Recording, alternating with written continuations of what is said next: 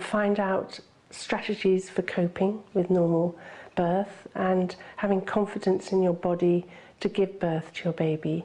And a really important part of progressing to a normal birth is to understand the latent phase of labour, that early part of labour where we really encourage you to stay at home, you can sleep, you can eat, you can get in the bath and feel relaxed in your own surroundings. It's great to be able to just sort of do what you want when you're in labour and just to feel comfortable enough to do it. Just sort of walking around and going to make some food in the kitchen or just do what you need to do really.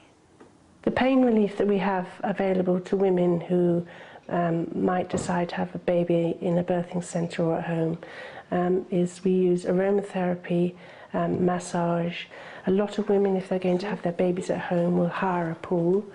So this is our birthing pool, probably used by about at least 80% of our women. They absolutely love it. Yes. The water's very, very supportive.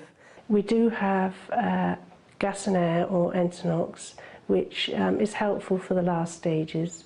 We do have injections that can help with pain, but we actually very rarely use them. So this is the ward. We've actually got 6 beds in here. Yesterday it was much fuller. We had 3 or 4 mums in here, but they've gone home, so we've got just the one today. It's really important that you discuss the options for your... Their body is gearing up to deliver this baby, and it ends when the cervix, which is the bottommost part of the uterus essentially that protrudes into the vagina, completely dilates up to about 10 centimeters so the baby can fit through. The second stage starts at that point and ends when the infant is delivered, and then the third stage starts when the infant's delivered and ends when the placenta is delivered. So you have to remember that both the infant and the placenta need to be delivered to complete labor. Now hopefully you'll have a pre-made obstetrics kit available to you in the event of a delivery. It may say emergency childbirth kit or something similar. It's going to be a fairly generic kit, so take a look at the outside. They're usually sealed in plastic and they list their contents. And usually they'll have these items in there which are useful for delivering the baby. What you really need at the end of the day, a pair of gloves for you, preferably a gown because it's a pretty messy affair. And as you deliver the baby, you need the ability to tie the cord close to the fetus, tie it a little bit further away, and something that you can cut between those 2 ties to free the fetus from the placenta. So if you think that someone is in labor and going to deliver, first thing you need to ask is, are you pregnant? And if they say no, make sure you confirm that. If they say yes, which they probably will, how far along are you? That will tell you how well developed the fetus is going to be. You ask, are there contractions or abdominal or back pain? How often does it happen and how long does it last? The more frequent it is and the longer it's lasting, the closer to delivery you are. Is this your first pregnancy? Typically, it takes a lot longer to deliver the first baby than the second, third, or 10th. And so if it's the first, you know you have some time. If it's the 10th, the baby's coming now. Any problems during the pregnancy? That gives you a sense, again, of the risk to the infant. And do you feel like you need to move your bowels? If they feel like they need to move their bowels, don't let them. That's pressure of the fetus against the rectum. And if they go to the bathroom, there's a reasonable chance they'll deliver the fetus in the toilet, and you don't want to deal with that. And then do you feel like you need to push? And they may feel like they need to push, but if they're not having frequent or regular contractions, they shouldn't. If they are, then it's probably time. So, if the baby's coming now, the contractions are 2 to 3 minutes apart, you look and you see the head of the baby at the vagina, that's called crowning, or there's severe pressure in the vagina or rectal area, or the mother lets loose with a primal scream, get ready to catch the baby. It's coming now. Hopefully, the mother knows how many there are. That's important to know as well. You want to talk to medical control if you have time. Don't let mom go to the bathroom. Don't tell her to hold her legs together. The baby's coming. And don't boil water. All your equipment should be sterile. Be sure to follow the link on the page in the module at the end of this session to watch a delivery. So what do you need to do? You need to put on your gloves, your mask, your gown, and your eye protection. Mom can either lie on her back with her knees drawn up and the legs spread apart, or she can squat. And if you're in a situation where she can squat, that makes gravity her friend and yours and makes the delivery much easier. You want to create a clean field around the vaginal opening. It doesn't have to be completely sterile, but you want to make sure that there's not dirt or other contaminants. Less for the fetus, which should do okay, and more for mom so that she doesn't get a post-delivery infection. So the head comes out. Put your fingers on the bony parts of the skull. Just the fingertips.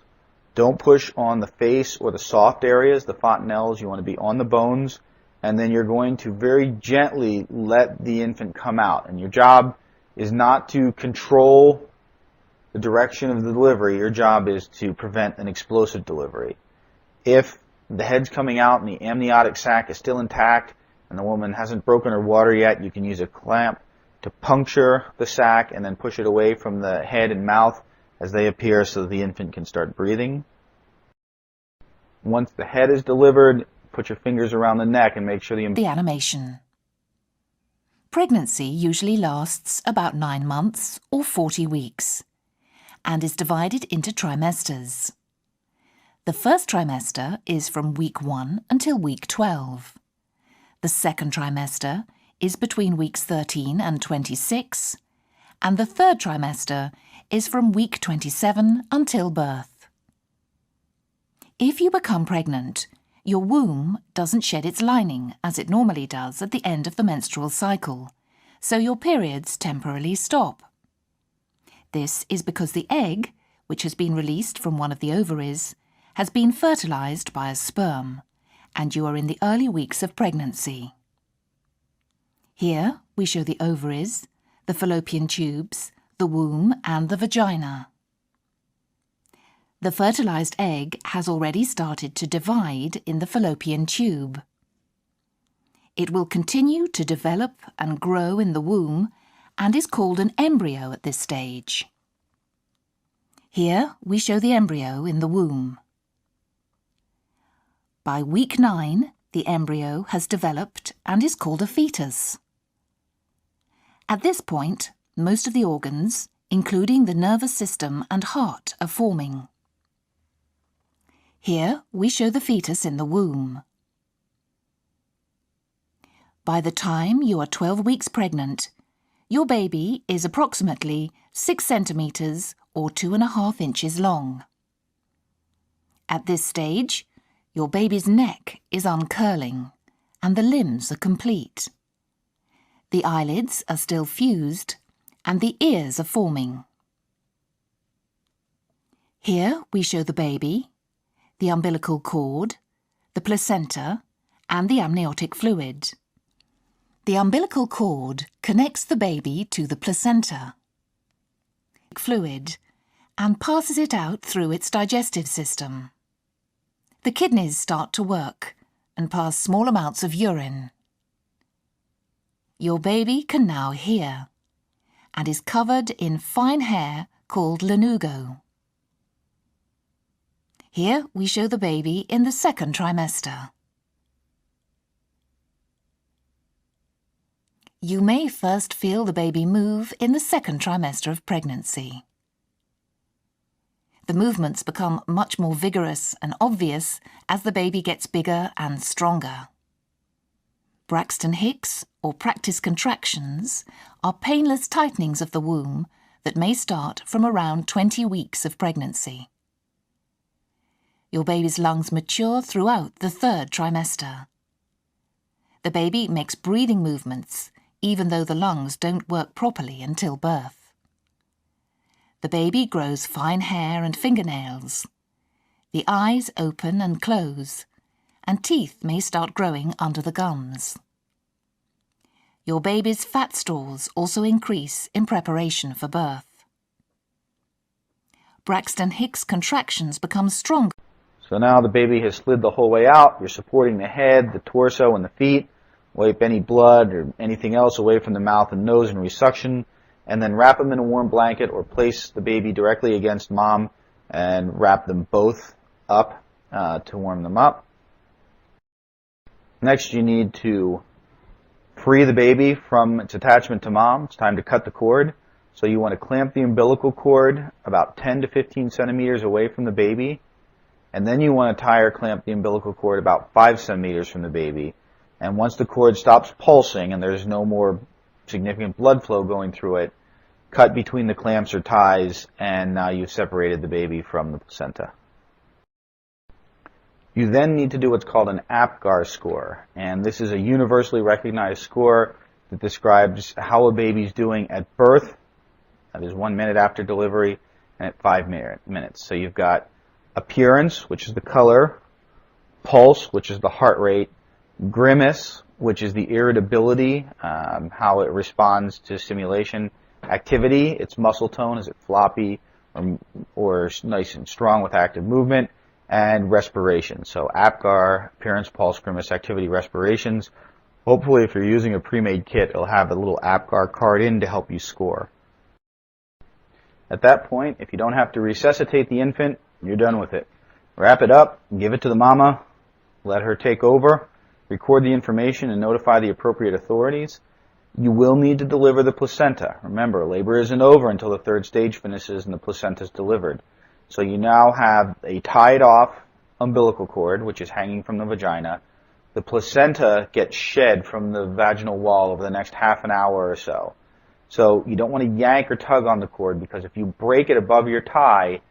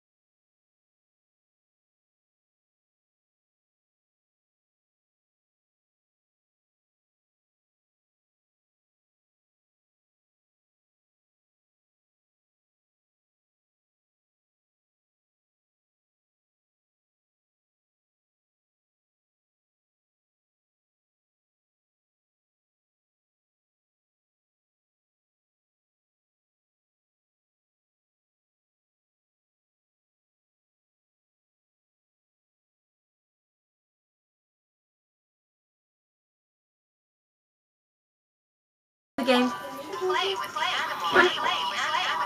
This precise moment. Fine at this precise moment. No, okay. I'm not having one. Yeah. But I'm getting worried that they're going to stop. Well, they stopped during the day and then they've come Yeah, back. they Obviously. started at like 2.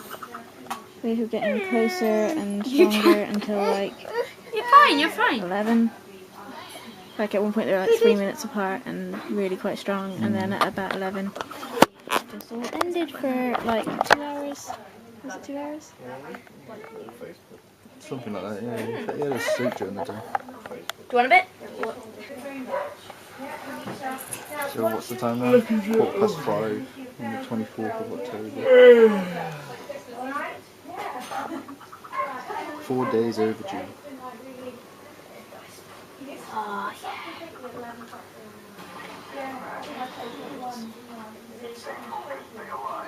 Is that what it is?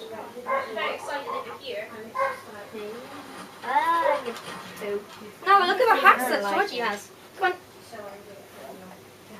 News is that bump is still there and we're having contractions, but they had stopped earlier, so it's good. How far apart are they now? Like 6 minutes. They stopped for like an hour and a half and come back stronger, but like longer in between. So Me, you, Lisa, Lisa, Noah and Georgie. I have a dream. What, they're going? Oh, careful! we will be in a little bit, Yeah. but they're not. I don't know. Are they painful? They look like they are. You excited? Are you videoing? No, I'm scared they're gonna all end up. All fizzle out. I don't think it will. Trust me. Try and get to sleep again, because every time you do that, she pops back up again. Mother dearest. What are the contractions doing at the moment? They stopped at like 11. They're averaging about a minute, about 5 minutes apart, but the last few we had a 6 minute, 5, 3, 2, 2, 1. Blast off! And I would imagine any time soon, really. So, you know, when you stop holding this camera straight. And it is... Probably means... Ooh, it's wobbly. It's 7 o'clock on the 24th of October. Bella has just text wanting to know if you're in labour, I think. Why? I don't know. I just saw it flash up on the top. I didn't see all the message, just something about you, labour. Okay, and that's the start of one. Ow. Okay. I cannot see you at all. I am here. Are you excited? Yeah, I'm like nervous, excited. Nervous, excited. Yeah. You excited? Oh yeah, can't wait to see her. But we're nearly at the hospital now anyway, and we're gonna go and see what's going on, see if this is doing anything at all to the cervix. Well, so, You're right. off you go. We are, what? 7 centimetres already. Yeah, 7 The centimetres. wolves are gone. That's the first checkup. And it's what? That's the time. Last date, 20 to 1. 7 centimetres. And that's the first bit of pain relief you've had. So well done you. Okay. Sorry. Good girl. That's it. Okay.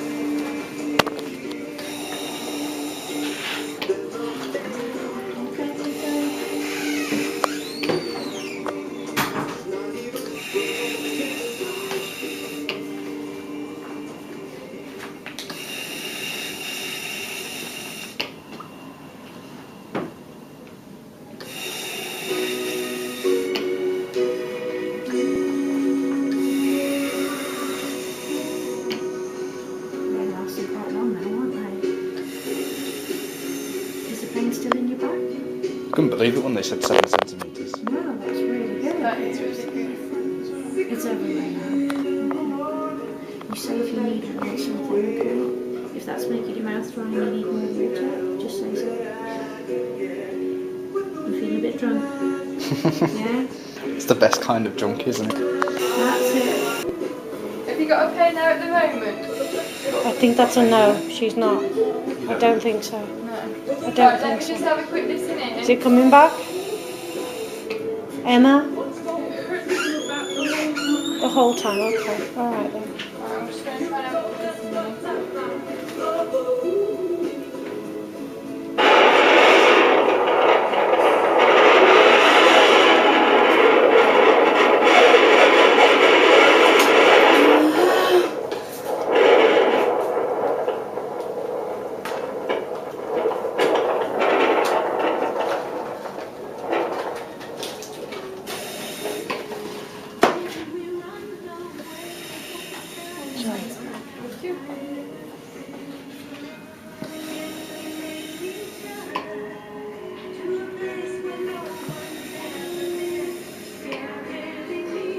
You're doing really well. Good girl.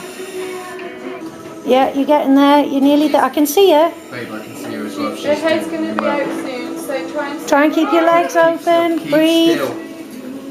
I know it's easier said than done, but try and listen to them, okay? That's it, try and keep it a bit. Focus on your breathing. She's nearly there. We can see her. Just deep breaths. Keep breathing. Hold her up, Luke, if you can. That's it, well done. You're doing really well. Your head's coming out nice and As I said, one of the probably quietest labours you're going to deal with. She's doing really well. We're not far away now. Keep going. Don't know where she got this head of hair from there. Beautiful head of hair. She's nearly there. Keep going. I know. Keep going. You're doing really well. See, Noah was We born can with see your blonde head hair. now. So, Noah was born with blonde hair. Listen. She's coming. Listen. She's coming. Is that her head out? Yeah, that's her head out. Lovely, well You're doing really well. Is the cord clear? Good girl. That's it. It is a larger needle, but it does not stay in. We use this larger needle to identify where the epidural space is. At this point, as we press down on it, you will feel the pressure of the needle, but it shouldn't be painful, but you'll feel a gritty sensation. That is just us going through the layers to get to the epidural space. Once we're at the epidural space, we will inject local anesthetic to get you comfortable. The local anesthetic is just put in with a syringe. It will feel a little crampy. It's hard to explain that, but that's what women say. They feel a little cramp in their back. That's it's good and bad. We don't want you to hurt, but it also lets us know it's getting placed in the right place. So the local anesthetic will be placed there. Once it's administered, what we'll do is insert a very small and a very flexible, very soft piece of plastic. Once we find the epidural space using the needle, we'll remove it.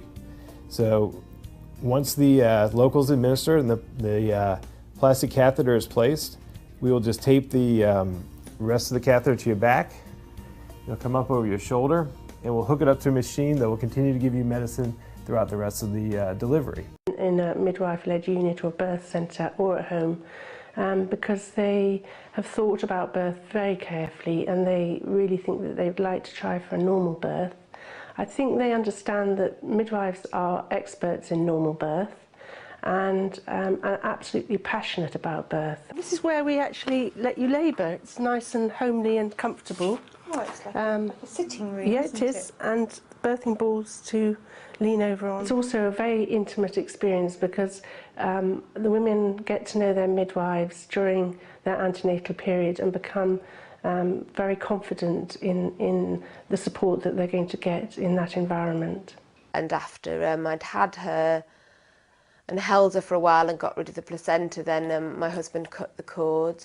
The midwives came to check up on us a couple more times in the day, but that was really quite nice because they felt like family and they just came in the bedroom and it was just a really nice atmosphere. Some women won't be suitable for care of a midwife, and all women need a midwife, and midwifery care for delivery can take place at home or in a midwifery unit if there is a freestanding one, or in hospital. And I would like to think that we can provide just the most basic but full midwifery care in the hospital unit, but should there be a problem, there are doctors around to help to intervene if necessary.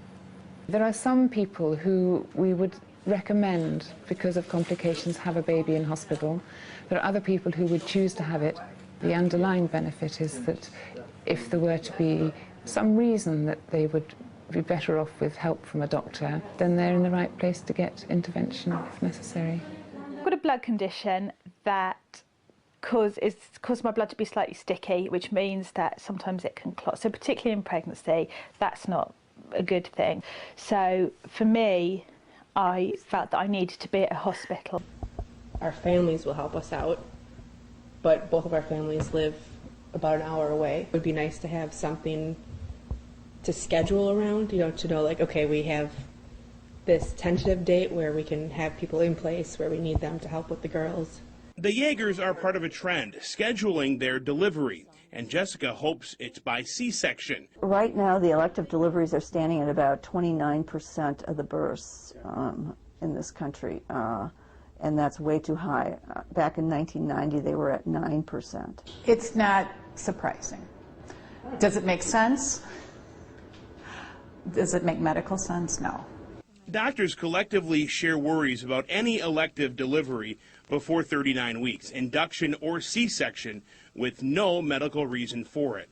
In fact, doctors say it is just not the recommended practice. But it still happens. I think our culture does impact this because we're all checking our BlackBerries. We're all trying to, get as much done as we can in a short period of time.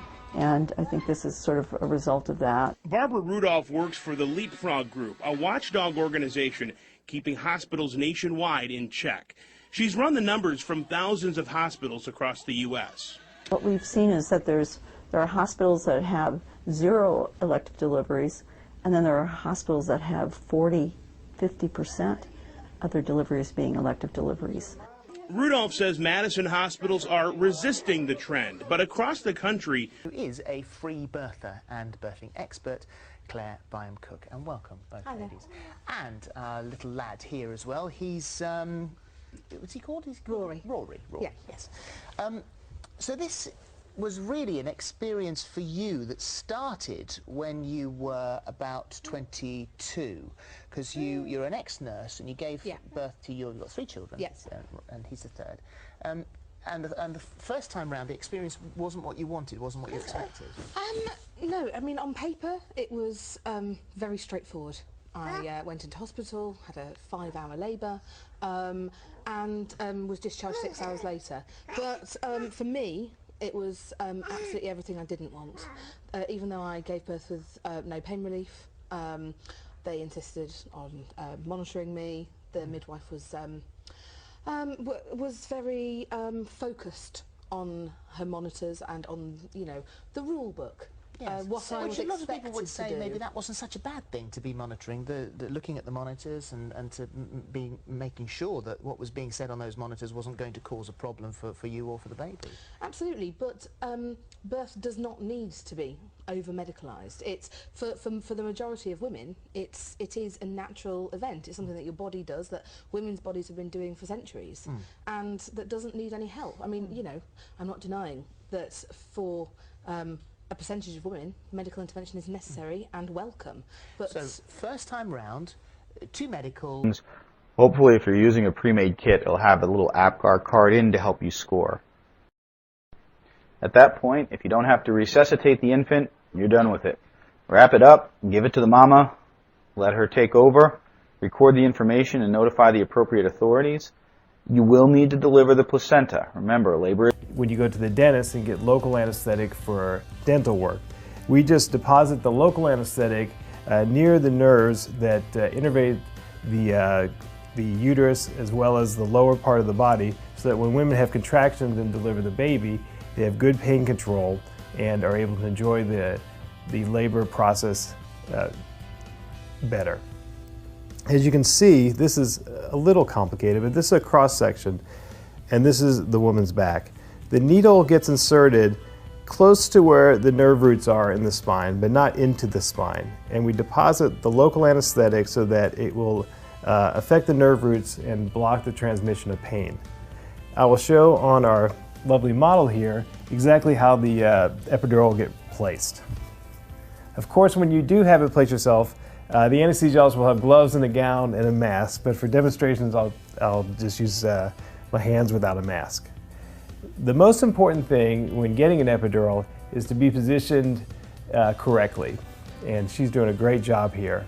You kind of have to have bad posture. We ask the women to kind of slump over with their shoulders slumped, as well as their back pressed out. We say either like a mad cat or like a piece of boiled shrimp. And that allows us to place the epidural needle in the correct spot very easily. And then at some point they'll use their thumb to make a little indentation. That allows us to know exactly where to go. At this point, we'll have everything ready to go. So we'll take our parents to have another member of the family join, you know, of a child. And we are here at the Spartan Stores Family Childbirth Center at Metro Health Hospital. I'm standing with Dr. Stephen Lown of Michigan OBGYN. This is a beautiful facility you have. Oh, thank you, Rachel. It's great you could come here today and see our facility. Tell us a little bit about it. Well, our facility's new. We've been here for 3 years now, and it's the newest, most up-to-date childbirth center that there is in the Grand Rapids area. State-of-the-art, very personal, very inviting. You know, it's a really important time when a family is about to have a child to come somewhere that they feel really comfortable. Sure. What exactly will they see when a family comes here to have a baby? Absolutely. Well, what they can experience first is what we call the triage area, which is the area where we bring patients to assess whether they're really in labor or not.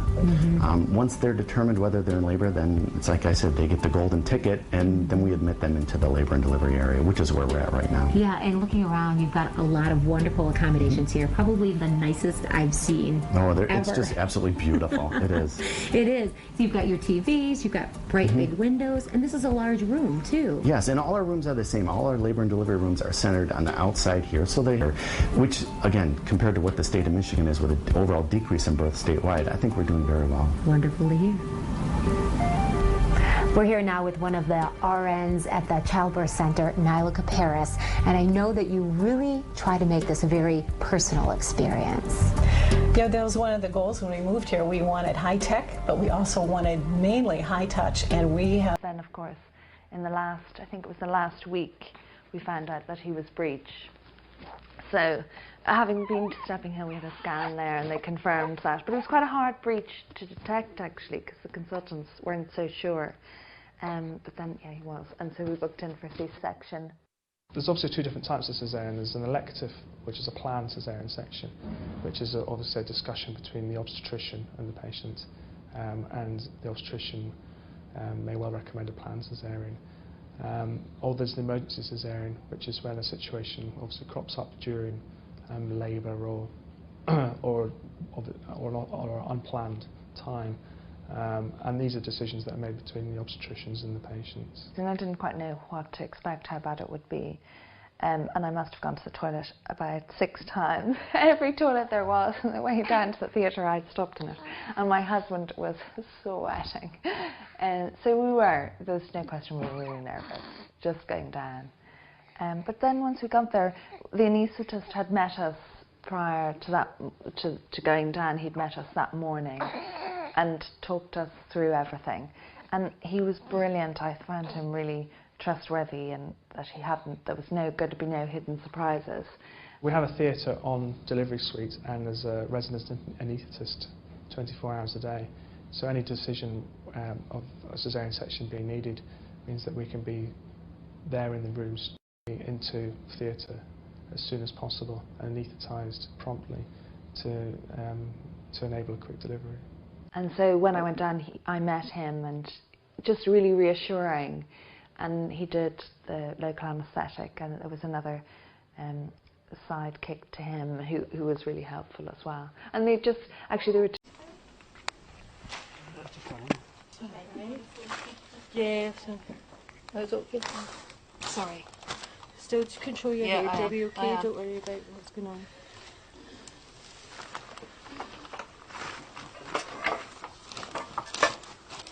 Okay. Slowly. Nice and gently. Here's your baby coming. Nice and gently. That's a girl. That's a girl. A wee bit more. That's it. Beautiful. Oh, perfect. Well done. Cameraman. Okay, check your cord, please. That's fine. Staying at the pubic bit. Please feel any note. Okay, that's fine. And remember. We're going the other way. We're going the opposite way, so we're going to go up and down, okay? Okay, that's your baby's head out, okay? That's wrong, isn't it? 10 past. It's 14. I'll tell you, mine's actually quite accurate. What are you on? Quarter past. Oh, you're quarter past. Is somebody pushing? No, nobody's doing anything. Just the head sitting there. Oh, Mummy. In a wee bit, you're just about to meet your baby, Mary. Oh, who's doing that? That's your baby's moving. Nobody's doing anything, just the baby's doing Holy that. mackerel, what's it doing? Your baby's moving and trying to help you give it birth. Baby's helping you. Okay. Baby's trying to help himself out. That's too weird.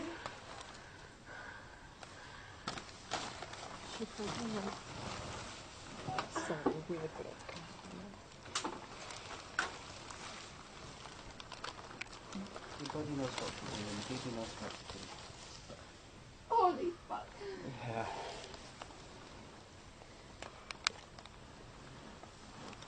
You got a contraction, Miriam? No. Next contraction, I want you to give a big push, okay? Okay. You might need to just chin these a bit more, do you know? Yeah. See if you put your hand under the chin. It's beginning to rest. Yeah, and just... You can see there's Yeah, there's meconium a wee bit there, and feet on the heel. So I'm happy this position. As long as you're... Next contraction, I want you to give me a big push, okay? Is that 14 minutes? Yeah, I think Alison said 15, yeah. 15 for that. Yeah.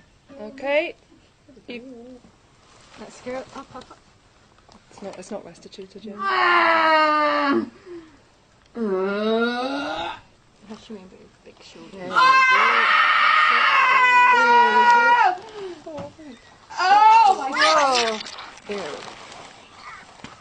17 minutes. Room so we can hide any high-tech equipment if it's not needed. With a hospital birth, you're not at home, but you can still make it feel home. You can take your own things in, and taking my music in helped. The fact that we had that ensuite room and we had an area that we could use and we didn't need to go outside the room, it was our space, was nice. We're here to make everything as normal and natural and wonderful as it possibly can be, and only to intervene if really necessary. It was the labour that I wanted, because I did want a labour where I had minimum pain relief, and in actual fact I managed to have a TENS machine. I think I had a couple of puffs on gas and air while I was examined, and that was it. So I didn't really have much pain relief, but actually that was good for me. There are times that we know we need to assist the delivery, and that means using either forceps or a ventouse. It's a suction equipment for delivering a baby, and it's commonly used for assisted deliveries now. People can choose to have an epidural if they want to, if that's what they'd like for pain relief, or sometimes we will recommend it. But if you have an epidural, they have to have a drip in their arm just to have some fluid, and then they have the epidural, which involves putting some local anaesthetic in the back and then putting a needle in. We try very hard not to give general anaesthetics to people. We try hard to use what's called regional anaesthesia, which is either an epidural or a spinal. I've got diabetes, so women with diabetes have bigger babies. So I had my first baby, she was induced, but then I ended up having an emergency caesarean section, and then my second baby, we did the umbilical cord and then just cut it, and by then it was when a baby's first born, they cut the umbilical cord. It's still like really squidgy, but by this stage, it like all the nutrients, all the fluids and everything had gone through, and so the cord was like just like a bit of rubber by this stage, without all the fluids and everything in it. So it was completely different to the way the cord is normally cut, and that's one of the reasons why we wanted to keep the cord attached, because the baby's still receiving so much nutrients, and there's what the T cells and which really boosts the baby's immune system. And when that cord is cut prematurely, the baby doesn't get all that. So that's one of the reasons why we want to keep the cord attached and do the lotus birth. But 12 hours still, by that stage, there didn't seem to be much left or anything left in there. It had all kind of gone through in those 12 hours, so it seemed like, okay, it's okay to do that right now. Yeah. So yeah, cut the cord, and because it was cut then, it was no issue with it. It was like it didn't get infected or anything like that. Yeah. And then how long after that did we? It was pretty much almost 2 days. It was 2 days really. So 2 days later, the placenta still